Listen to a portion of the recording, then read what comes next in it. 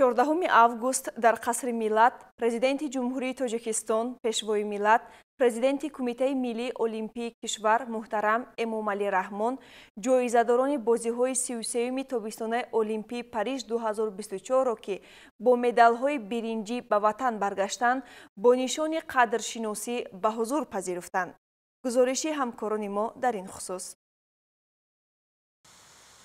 14 август дар қасри миллат президенти ҷумҳурии Тоҷикистон, пешвои миллат, президенти Кумитаи миллии олимпии кишвар муҳтарам Эмомалӣ Раҳмон, ҷоизадорони бозиҳои 33-юми тобистонаи Олимпии Париж 2024-ро ки бо медалҳои биринҷӣ ба ватан баргаштанд, бо нишони қадршиносӣ ба ҳузур пазируфтанд.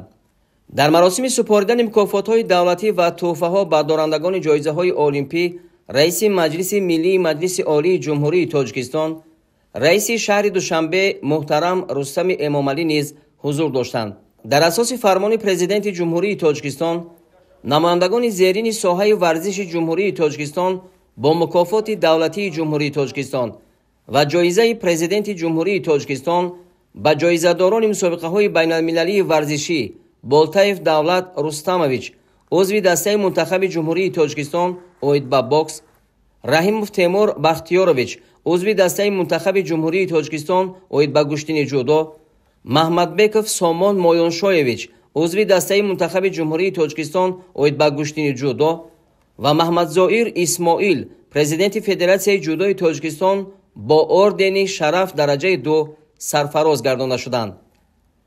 ба 3 нафар ҷоизадорони бозиҳои олимпӣ Болтаев Давлат, Маҳмадбеков Сомон ва Раҳимов Темур калиди хонаҳо тақдим гардид ки дар ин хусус қарори раиси шаҳри Душанбе муҳтарам Рустами Эмомалӣ ба тасвиб расидааст.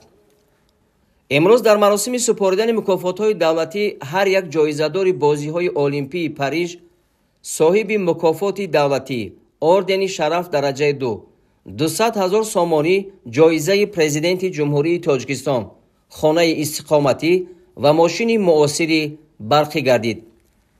зимни суҳбат сарвари давлат муҳтарам Эмомалӣ Раҳмон дастоварди онҳоро дар бозиҳои тобистонаи Олимпии Париж 2024 ба варзишгарон ва ба мардуми кишвар табрику таҳният гуфтанд. пешвои миллат таъкид доштанд ки нишондоди онҳо дар таърихи соҳаи варзиши тоҷик дастоварди бузург мебошад ва ин натиҷаи талошҳову тадбирҳои ҳукумати ҷумҳурии Тоҷикистон, Кумитаи миллии олимпӣ, федератсияҳои варзишӣ ва заҳмати содиқонаи худи паҳлавонон аст ки аз як чорабинии бузурги ҷаҳонӣ бо натиҷаҳои арзанда ба ватан баргаштанд. президенти кишвар муҳтарам Эмомалӣ Раҳмон иброз доштанд ки дар байни 206 давлати дунё сазовари медал гардидан ва парчами давлатиро боло бардоштан, ин шарафи бузург омили муҳими муаррифии давлату миллат, баландбардоштани обрӯву нуфузи кишвар дар арсаи ҷаҳонӣ ва ҳавасмандгардонии наврасону ҷавонони тоҷик ба варзиш ва тарзи ҳаёти солим мебошад. сарвари давлат муҳтарам Эмомалӣ Раҳмон супориш доданд то ҳамаи мураббиёни варзишӣ ки саҳми намоён гузоштаанд низ ба таври шоиста қадрдонӣ карда шаванд. ёдовар мешавем ки аз 26 июл то 11 августи соли 2024 дар пойтахти Фаронса шаҳри Париж бозиҳои 33-юми тобистонаи олимпӣ баргузор шуд. ба барномаи бозиҳо 32 намуди варзиш ворид гардида 10500 варзишгар аз 206 давлати дунё дар он иштирок карданд. Тоҷикистон бо 3 медали биринҷӣ миёни 206 давлати иштирокдор мақоми 79-ро касб кард. Сомон Маҳмадбеков, Темур Раҳимов аз гуштини ҷудо ва Давлат Болтаев аз бокс соҳиби медалҳои биринҷии бозиҳои тобистонаи олимпии Париж шуданд. ҳайати олимпии Тоҷикистон аз 14 варзишгар иборат буд.